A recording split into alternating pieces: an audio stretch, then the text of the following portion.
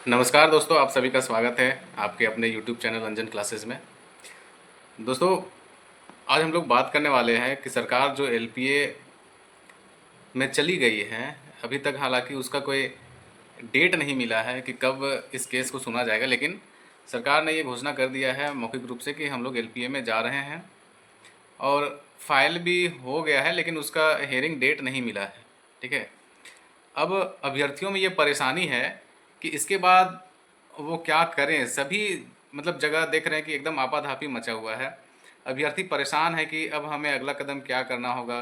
इस चक्कर में बहुत से ऐसे लोग हैं एक्टिव अभी मार्केट में। ठीक है। मार्केट में अभी बहुत से ऐसे लोग एक्टिव हैं जो आपके इस परेशानी का गलत फ़ायदा फ़ायदा उठाने के लिए तैयार हैं। ठीक है। बहुत से ऐसे ग्रुप बनाए गए हैं, ऐसे लोग एक्टिव हो गए हैं जो आपकी इस परेशानी का फ़ायदा उठाएंगे। ठीक है।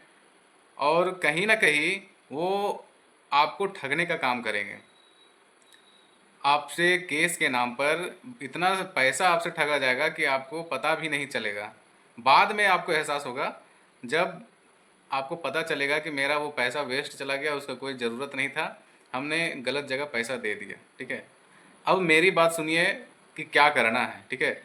आज तक आपको अगर मेरी बातों पर विश्वास है, मैं जो कुछ भी कहता हूँ, अपने वीडियोज़ में जो भी जानकारियाँ देता हूँ, आपको अच्छा लगता है, मुझ पे थोड़ा भी विश्वास है, तो आप मेरे बताए हुए रास्ते पर चलेंगे, या मैं जो बताऊँगा वो आप करें। आपको मैं निश्चिंत मतलब ये आश्वासन देता हूँ कि आपको कभी धोखा नहीं मिलेगा।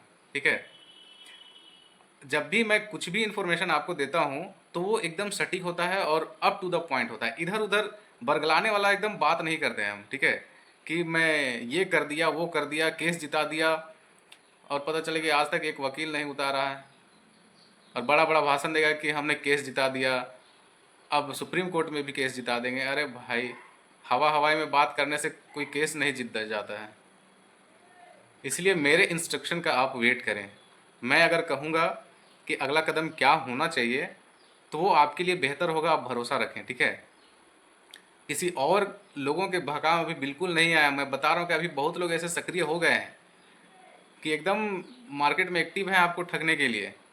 ग्रुप बन चुका है बहुत सारा ऐसा, जिसमें तरह तरह के प्रलोभन दे करके कि हम लोग LPA में पिटिशनर बनाएंगे, तो ये करेंगे, आपका नाम लिस्ट में डलवा देंगे। ठीक है। आपको LPA में जोड़ देंगे।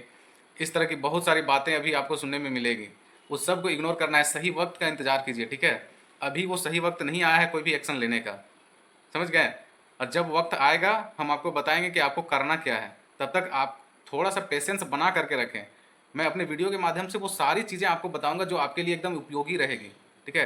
अभी ऐसा कुछ नहीं बता रहे हैं क्योंकि अभी ऐसा कोई एक्शन लिया ही नहीं जा रहा है, ऐसा कोई ज़रूरत आ ही नहीं रहा है अभी। ठीक है। आप लोग थोड़ा सा पेशेंस रखें। और दोस्तों, मैंने आपको पहले कभी बताया होगा अपने वीडियो के माध्यम से ही कि हम लोग जो केस लड़े हैं, है ना, सुप्रीम कोर्ट में MA फाइल किया गया था, आप लोगों को पता होगा। MA फाइल करने में और उस केस को लड़ने में काफ़ी वक्त भी लगा और बहुत सारे डेट भी लगे। सुप्रीम कोर्ट में केस लड़ना इतना आसान नहीं है। सुप्रीम कोर्ट के वकील को हायर करना भी इतना आसान नहीं है। कम खर्च में बिल्कुल नहीं होता है वहाँ पे। ठीक है। हम लोग 200-300 लोग थे केस लड़ने वाले, जो लीड कर रहे थे। उनका तो बहुत तहे दिल से शुक्रिया करना चाहिए हमें कि उन्हीं के प्रयास से आज हम लोग यहाँ इस मंजिल तक पहुँचे हैं। हाईकोर्ट में जो सीट मिला हुआ है, कहीं ना कहीं उनका बहुत बड़ा योगदान है ना।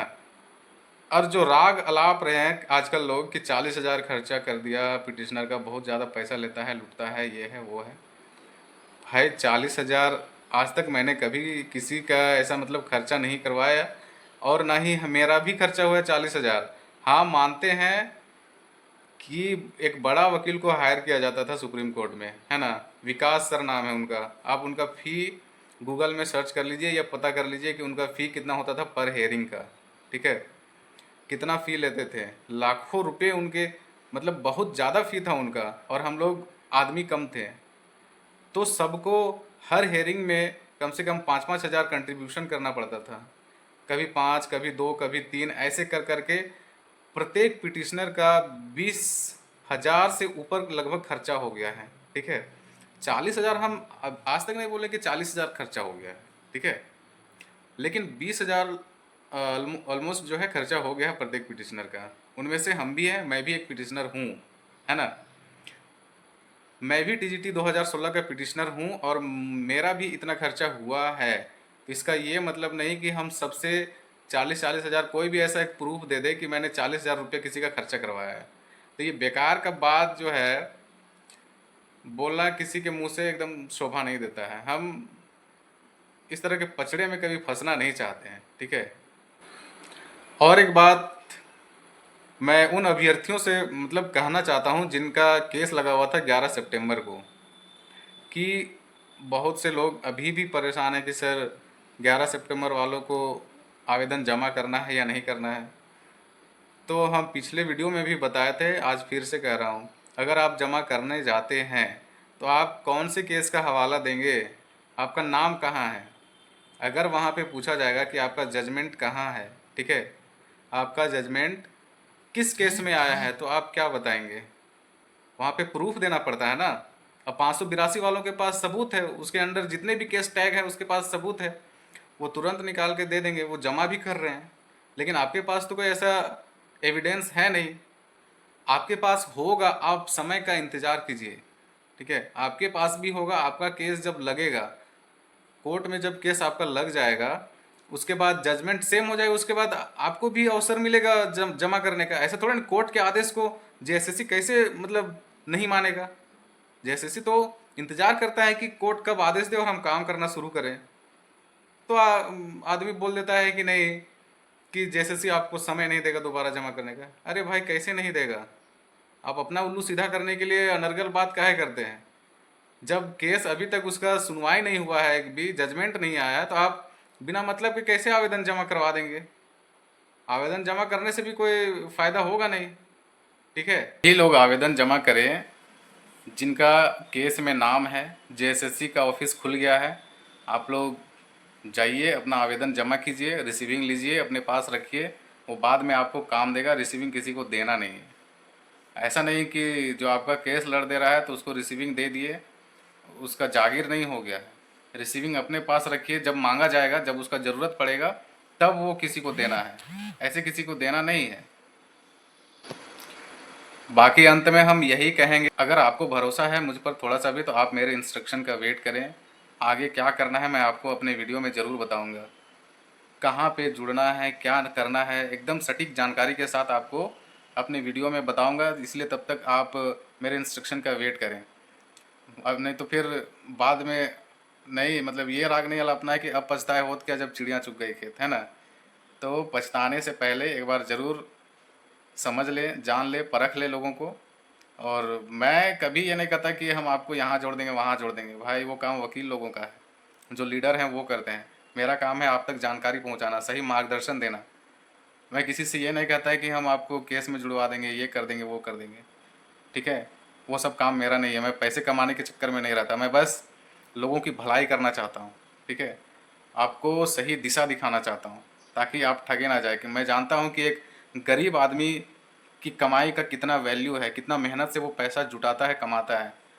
बहुत से लोग अभी इस केस की लड़ाई में सुप्रीम कोर्ट में कोई बकरी बेच के पैसा जमा किया, तो कोई साग सब्जी बेच के जमा किया, कोई क्या क्या घर का सामान बेच के जमा किया। कह नहीं सकते कि कितनी कठिन परिस्थिति से मतलब ये केस को यहाँ तक पहुँचाए हैं हम लोग। और आज लोग कहते हैं कि 40-40 हज़ार रुपया ले लिया। अरे भाई पहले फैक्ट तो जानो कि हमने क्या मेहनत किया है, कितना सेक्रीफाइस किया है, कहाँ से पैसे जुटाए हमने, कैसे इस केस को इस मंजिल तक पहुँचाया है।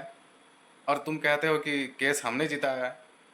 मतलब कौन से वकील को तुमने खड़ा किया, कहाँ पे कहाँ से सुप्रीम कोर्ट से लाए, हाई कोर्ट से लाए। एक नाम तो बता दो वकील का कि कौन सा वकील था तुम्हारा। अंदाजी हवा में बोलने से होगा कि हम केस जिता दिए, मतलब काम करे कोई और उसका क्रेडिट कोई और ले। मतलब ये तो सब लोगों को पता ही होगा। इनफैक्ट मेरे कहने से क्या होता है, सबको पता है कि कौन वकील आता था और कौन लड़ता था और किस वकील के दलील से ये जजमेंट आया है, ये तो सबको पता ही होगा। बाकी कौन जिताया नहीं जिताया सब जान रहे हैं, है ना। तो एक होता है ना कि जोर जोर के से चिल्ला के बोलने से मतलब झूठ बात सच नहीं हो जाएगा, बार बार कहने से झूठी बातें सच नहीं हो जाती। उसी प्रकार अगर आप बार बार बोलते रहेंगे हमने जिताया हमने जिताया, तो सच होने वाला नहीं है। जो सच है वो सबको पता है, ठीक है। बाकी आप सभी होशियार हैं। उम्मीद है कि आपको ये वीडियो अच्छा लगा होगा और मेरी बातें अच्छी लगी होगी। फिर मिलते हैं अगले वीडियो में, तब तक के लिए धन्यवाद। जय हिंद, जय झारखंड।